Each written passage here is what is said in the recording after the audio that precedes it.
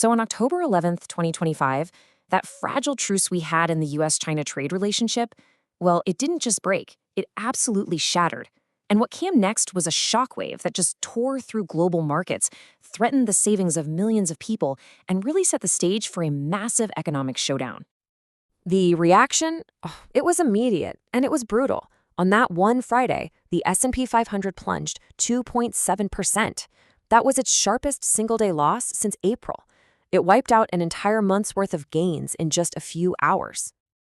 All told, a staggering $2 trillion in value just vanished from U.S. stocks in one day. Now, this wasn't just a small dip. This was the market in a full-blown state of panic, bracing itself for the return of an all-out economic war. And that, of course, leads us to the big question, right? Is the U.S. really prepared for this fight? And what's the fallout going to be? Well, that's exactly what we're going to break down right now. So, what caused all this chaos? It was triggered by a single, straight-to-the-point announcement from the White House, and it was delivered directly over social media. And there it is, right there in black and white. This wasn't a proposal, it was a declaration, 100% tariff on top of everything else, scheduled to hit on November 1st. I mean, the message was clearly designed for maximum impact, and boy, did it land. And this threat was really a three-part ultimatum. So first, you have the 100% tariff. Second, new export controls on what was vaguely called critical software. And then third, the suggestion that the big upcoming diplomatic meeting with President Xi Jinping was basically pointless now. That effectively slammed the door on any chance of a quick resolution. Now, to really get your head around the sheer scale of this, we have to talk about something called tariff stacking, and this is absolutely crucial. See, when a new tariff gets announced, the old ones don't just go away. They stack, one on top of the other, and the cost just multiplies. So here's the bottom line. Many goods coming from China were already facing a 20% tariff.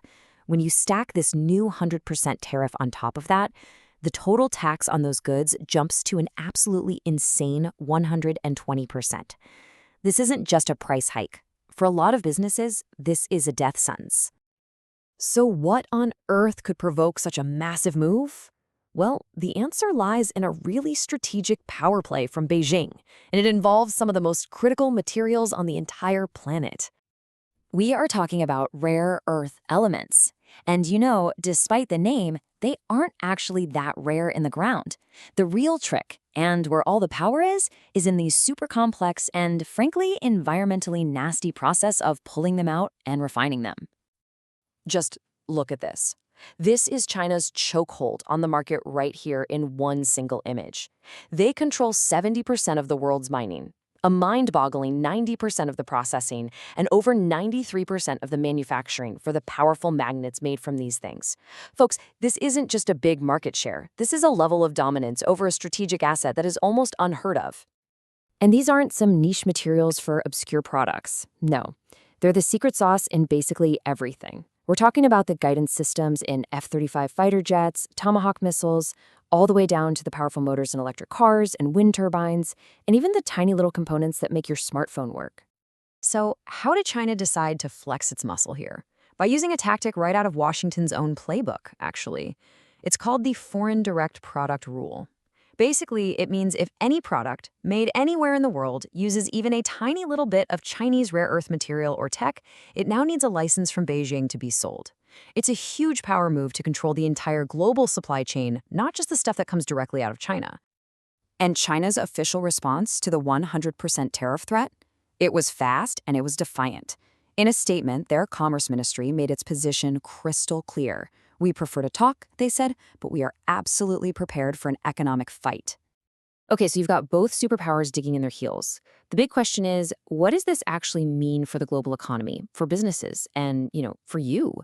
The implications are huge, and frankly, they're not pretty. The immediate risks are pretty severe. For American factories, this could mean production lines literally grinding to a halt. For you at home, it could mean higher prices on everything from your next car to your next phone. But the biggest risk? That this is just the first shot, and that China is getting ready to retaliate in ways we haven't even thought of yet.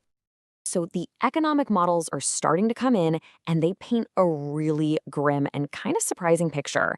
Projections are showing these tariffs could slash U.S. GDP by up to 2% a year.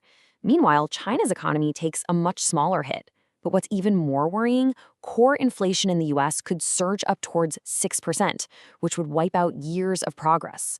The data is suggesting these tariffs could seriously backfire, hurting the US even more than China.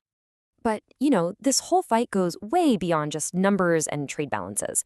At its very heart, this is a clash between two fundamentally different ideas about how the world should even work. On one side, you've got the classic free trade argument. It sees tariffs as basically a destructive tax that hurts consumers and just messes up the market. But on the other side, you've got the national security argument, which sees tariffs as a vital weapon you have to use to protect critical industries from hostile countries that use trade as a tool of control. The free trade argument is really simple and powerful. Countries get richer by doing what they do best and then trading with each other. Government getting involved with things like tariffs just gets in the way. It blocks more efficient companies and forces everyone to pay more for less. At the end of the day, it's just a tax on your own people.